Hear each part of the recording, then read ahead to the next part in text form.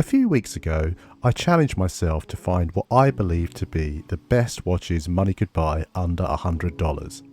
In that video, I had the added stipulation that I could only feature each brand once on the list. And I really enjoyed the process of researching far and wide to collate some of the best budget options available on the market. In this video, I want to see how far you can really push the price down and still get a nice timepiece on your wrist. This video will have a slightly different rule set to the $100 version, so let's have a look at the stipulations I'm going to follow. First of all, the watch has to be available for less than $50, but I will not be factoring in import tax or shipping fees into that cost. If the prices I'm quoting are for second-hand models, I'll make that clear on the title card for each watch. I will be allowing for sales, discount codes and the combination of both, and I cannot guarantee that the prices quoted will still be available by the time the video releases. Really, that's the only rule I'm going to be following. Unlike the other videos I've made, I'm going to allow myself to feature more than one watch from each brand, because let's be honest, there are multiple Casio models that belong on a list like this. Though I will add, I won't be repeating any models that already featured on the $100 list, so hopefully you're still getting a good deal of variety. With all that said, let's get into the video.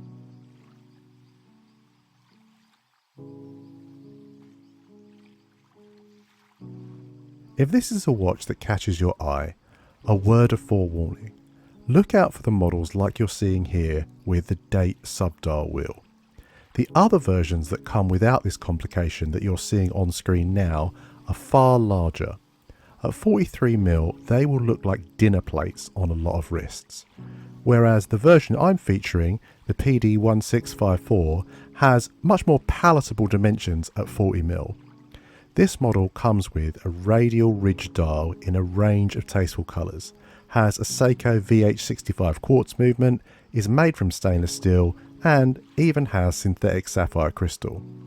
That is a huge amount of value at the $20 price point, and I'd have a fairly high amount of confidence in models from Pagani design given my positive experiences with their Moonwatch clone.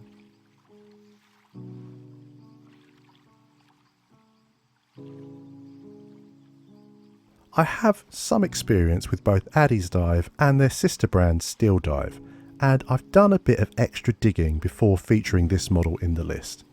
My experiences were mixed, with the Steeldive being really solid, but the Addiesdive having a few rough edges, especially on the bracelet.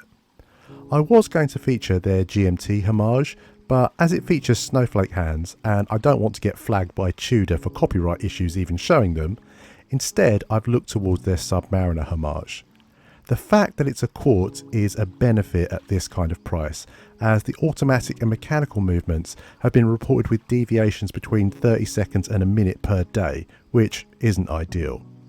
While a homage isn't going to be for everyone, I see this as a bit of a beta watch, and it's so cheap that even if the bracelet is a problem, you could replace it for a NATO strap and still be at less than $30 spent.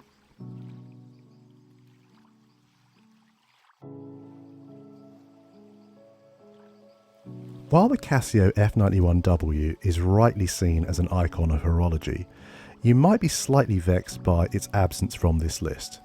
The truth is, I've always had a soft spot for its metallic counterparts, and it's these models in particular that I personally have a lot of nostalgia for.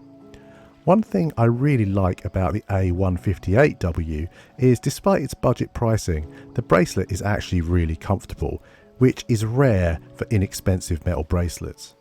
The fastening does usually require a tool to adjust, and it isn't going to impress anybody, but what actually sets this bracelet apart from its budget counterparts is a comfortable finish and no hair ripping. While the model I own is the WA1, I do think it's worth shouting out the WEA9, because while not as iconic, I really like the black, white, red and gold colour scheme it makes use of. In terms of functionality, you're getting a stopwatch, light, automatic calendar and alarm functionality. Not only that, but with a stated battery life of 7 years, this really is a set it and forget it kind of watch, and one that serves a purpose in my collection as an inexpensive backup to call upon when needed. I'm more than happy, given its value, quality, nostalgia, and just genuinely being a dependable watch, to award this with my Impulsive Watches recommendation for this video.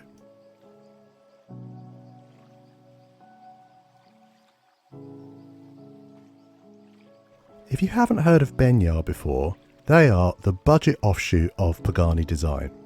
It is perhaps a little ironic then in terms of this list that the Benyar is slightly more expensive than the Pagani I featured, but that is with good reason. This colourful range of watches are automatics and even have an exhibition caseback to show that off, with a Seagull ST6 movement beating away inside each one. You're also getting a fully stainless steel case and bracelet, which is impressive at this price point. Plus there's a date complication and 100 meters of water resistance as an added bonus. The design isn't exactly original, but it is inoffensive and the colour choices are fun. I think I'd either be looking at yellow or red, as they are far less common colourways. I've got a backlog of models to review at the moment, but this is definitely a brand I want to check out. If their quality control is in line with Pagani design, this could be a really interesting budget package. It's reviewed very strongly, for however much weight you might personally put into that.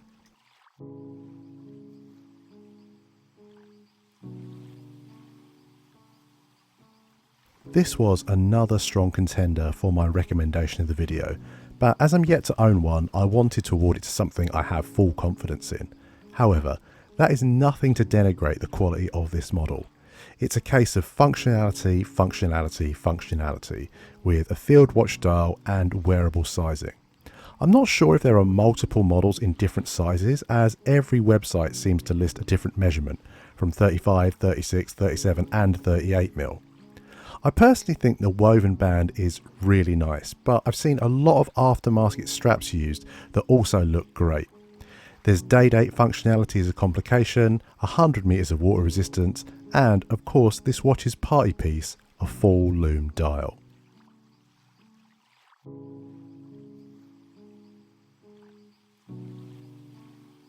Straight away, I will say that there are plenty more dial options available beyond the palm leaf, but this is the one that I own, so I'm featuring it as I can use my own footage. While the design language is laughably unoriginal with this homage, it is quite hard to argue with the spec sheet. This watch is powered by the Miyota 8215 automatic movement, which, just like the Benyar, you can see through the back of the watch, though this is a far more respected movement in terms of reliability. You're getting sapphire crystal with AR coating, stainless steel construction for the case and bracelet, 100 meters of water resistance, and a date complication with a Cyclops. When I bought this watch, it was as a testing ground for buying a date just for real, and I wore it every day over the span of 5 months. In that time, I found it to be surprisingly comfortable, durable, and waterproof, all concerns you might well raise with budget models like this. The watch has a really nice taper to the bracelet and a reassuring weight to it, but you can't expect top-notch finishing in terms of brushing and polishing at this price.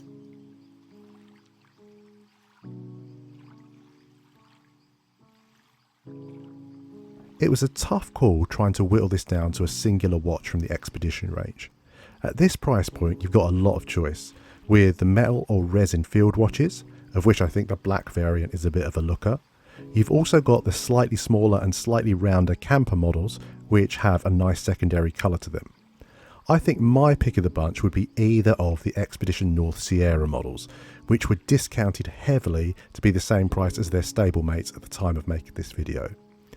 I think aesthetically, the use of secondary colour is a little better with these two, and you're also getting a more premium strap with the leather NATO offering. It's a no frills, no nonsense watch range that offers excellent value, and because you're able to buy it directly from Timex at this price, comes with a 1-year warranty too. Though I should add, at these kind of prices you are far more likely to be issued with a replacement watch rather than to be offered a repair.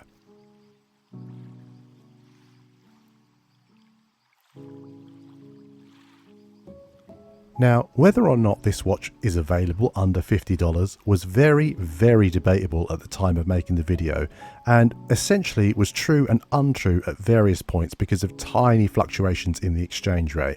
However, I did then manage to find a working 10% discount code which firmly cemented its place. The watch is offered in 3 different colourways, with my personal favourite being the gold and green version. The domed crystal in combination with the rich colours and weathered leather strap really gives such a warm tone to this watch, and while I can appreciate that Sekonda might not be the most respected horological brand, I've featured this watch because it just looks so good. As the listed cost is when buying straight from the brand, you're also getting a 2-year guarantee if anything goes wrong with it.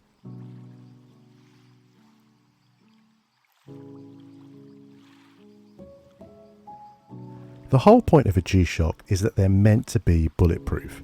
Well, if you want to put that to the test and really stretch your budget to the extreme, you can pick up examples of the DW5600 range under $50, which is in essence just over a quarter of their recommended retail price, depending on which model you go for.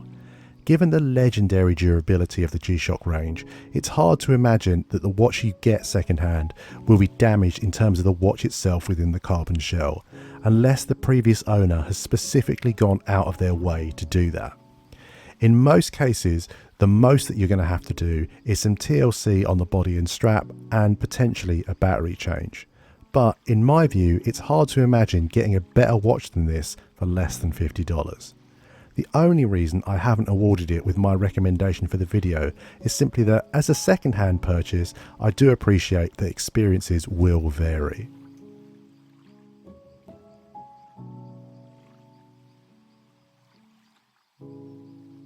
In the last video on my channel, I featured the Boltony 1921, and while that model was a little too big for me, a square watch is definitely on the cards in the near future.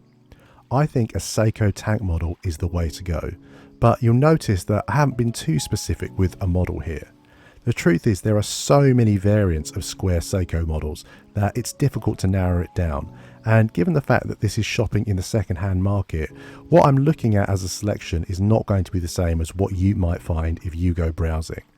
I can confirm though that it is possible to find a Seiko tank model under $50 in fairly solid condition. For me at least, this is an excellent testing ground for a future more expensive square watch purchase. So, that was my top 10 watches available for you to buy below the $50 price point. Let me know in the comments what you think of my list. Are there other models out there that are more deserving of a place on here? Is there anything on here that you've got experience with or that has piqued your fancy? I will finish by saying that I'm not sure if the budget can be pushed any lower than this, but you can be sure of one thing, at some point I will try. As ever, thank you for watching. If you've enjoyed what you've seen or found it informative, maybe even used it to get yourself a little treat, consider dropping the video a like and subscribing for more content like this.